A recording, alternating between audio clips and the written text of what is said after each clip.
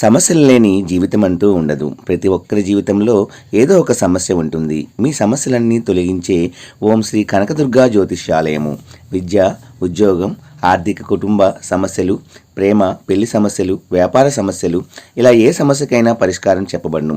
అలాగే స్త్రీ పురుష వశీకరణము ప్రత్యేకంగా చేయబడును. Phone number 6302400814. మరియు ఏ ఇతర సమస్యలకైనా సరే శక్తి పూజలు చేసి పరిష్కారము అనేది చూపబడును. యంత్రాలు కూడా ఇవ్వబడును.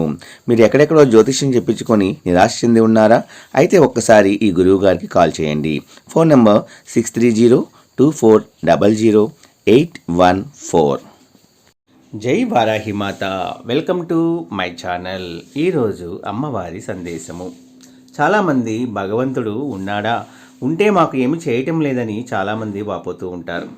భగవంతుడు ఉన్నాడు అని చెప్పేటటువంటి చాలా అద్భుతమైన చిన్న కథ. ఈ కథ ద్వారా మనకి భగవంతుడు ఉన్నాడు అనేది తప్పకుండా నిర్ధారణ అనేది అవుతుందండి. కాబట్టి వారాహి అమ్మవారు అందించే సందేశము తప్పకుండా వినండి. ఎవరైనా కొత్తగా చూస్తున్న వారైతే please like, share and subscribe and support my channel. ఇంకా ఆ కథ ఏమిటో విందామండి. దేవుడు అనేవాడు ఉన్నాడా అనేదానికి ఒక చక్కటి ఉదాహరణతో ఈ కథండి. అందరికీ నమస్కారం. వీడియో చూసే ముందు ఒక లైక్ చేసి జై వారాహి అని కామెంట్ చేయండి. మీరు ఇచ్చే చిన్న లైక్ మా ఛానల్ గ్రోత్కి ఎంతో సహాయపడుతుంది. అసలు దేవుడు అనేవాడు ఉన్నాడా? ఒక ప్రఖ్యాత శైవక్షేత్రానికి ఒక జర్నలిస్ట్ వెళ్ళింది. ఏదైనా గొప్ప ఆర్టికల్ ప్రచురించి మంచి పేరు తెచ్చుకోవాలని ఆమె కోరిక. అక్కడ ఉన్న ఒక వృద్ధ పూజారిని ఇలా అడిగింది. జర్నలిస్ట్, మీ వయసు ఎంత ఉంటుందండి అని అడిగింది. పూజారి 85 ఏళ్ళు ఉంటాయండి అని చెప్పాడు. ఎన్నేళ్ళగా గుడికి వస్తూ ఉంటారు? నాకు బుద్ధి వచ్చినప్పటి నుండి అని చెప్పాడనమాట. ఎందుకమ్మా అలా అడుగుతున్నావు నన్ను అని పూజారి అడిగాడు. ఏమీ లేదు స్వామి, మీరు ఇన్ని సంవత్సరాల నుండి దేవుణ్ణి పూజిస్తూ ప్రార్థిస్తూ ఉన్నారు కదా, మరి మీరు ఎప్పుడైనా సరే ఆ దేవుణ్ణి కల్లారా చూశారా అని అడిగింది జర్నలిస్ట్. పూజారి చెప్తున్నాడు, లేదండి అని చెప్పాడనమాట. మరి జర్నలిస్టు అలాంటప్పుడు ఎందుకు అంత నమ్మకంగా ప్రతిసారి మీరు గుడికి అనేది వెళ్తున్నారు అని అడిగింది. అప్పుడు పూజారి, మీరు ఎక్కడి నుంచి వచ్చారు అని జర్నలిస్ట్ని అడిగాడు.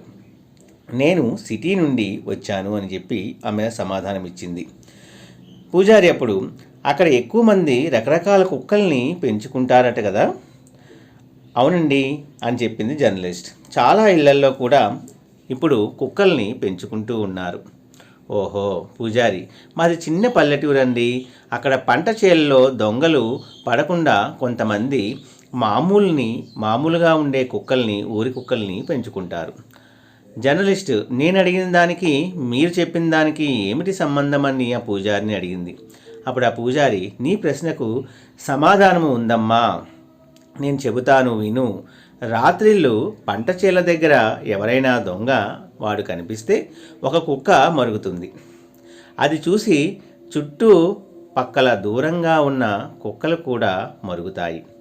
కానీ దొంగను చూసింది ఒక కుక్క మాత్రమే.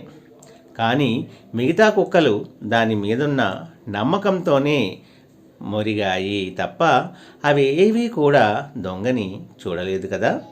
అలాగే వేల సంవత్సరాల నుండి ఎంతోమంది ఋషులు, పుణ్యపురుషులు ఉన్నారు కదా, వాళ్ళ మహాత్ములు, వాళ్ళందరూ కూడా తపస్సుతో దేవుణ్ణి చూసి వచ్చిన వాళ్ళు. ఇలా ఎంతోమంది హిందూ ధర్మంలో దేవుడు ఉన్నాడని ఎంతోమంది గొప్ప గొప్పవారు కూడా చెప్పారు కదా. అలాంటప్పుడు యోచనాశక్తి లేని కుక్కలే ఇంకొక కుక్క మీద నమ్మకంతో మొరగగా లేనిది ఆలోచించే శక్తి ఉన్న మనుషులం మనము మన పూర్వీకుల్ని మనము నమ్మలేమా?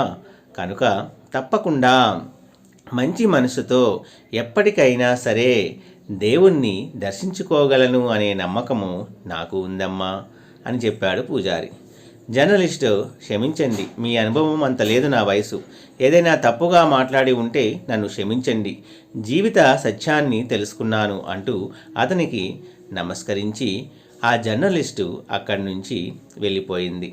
ఏ మాటకు ఆ మాట చెప్పుకోవాలి. మనము ఒకటి మాత్రం నిజము, ఆత్మలను, దెయ్యాలను ఉన్నాయని మనం నమ్మేటప్పుడు మరి భగవంతుడు లేడా? భగవంతుడు కూడా ఉన్నాడు అని ఎందుకు మనము నమ్మలేకపోతున్నాము? నమ్మకుండా ఎందుకు ఇలా వితండవాదం చేస్తూ ఉన్నాము? భగవంతుడు లేందే ఈ సర్వ ప్రాణికోటి వచ్చిందా? ప్రతిదానికి కూడా ఒక అర్థం ఉంటుంది. భగవంతుడు ఎంతోమంది జీవితాల్లో అద్భుతాలు సృష్టించాడు.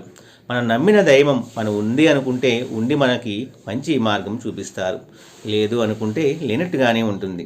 కానీ మన పురాణాలు, మన భగవద్గీత అన్నీ చెబుతున్నాయి భగవంతుడు ఉన్నాడని. కాబట్టి మనము భగవంతుడు ఉన్నారు కాబట్టి మనకి కనిపించకపోయినా సరే ఆయన శక్తి మీదే మనందరం బ్రతుకుతున్నామనే నమ్మకానికి ఉండి, ఆ నమ్మకంతో మనం కష్టం వచ్చినప్పుడు మనము భగవంతుణ్ణి ప్రార్థిస్తే తప్పకుండా మనకి భగవంతుడు కాపాడుతాడు. ఇదండి ఈరోజు వారాహి అమ్మవారి సందేశం. నచ్చిందనుకుంటున్నాను ఫ్రెండ్స్. మళ్ళీ ఒక మంచి వీడియోతో మళ్ళీ మనందరము కూడా కలుద్దాము.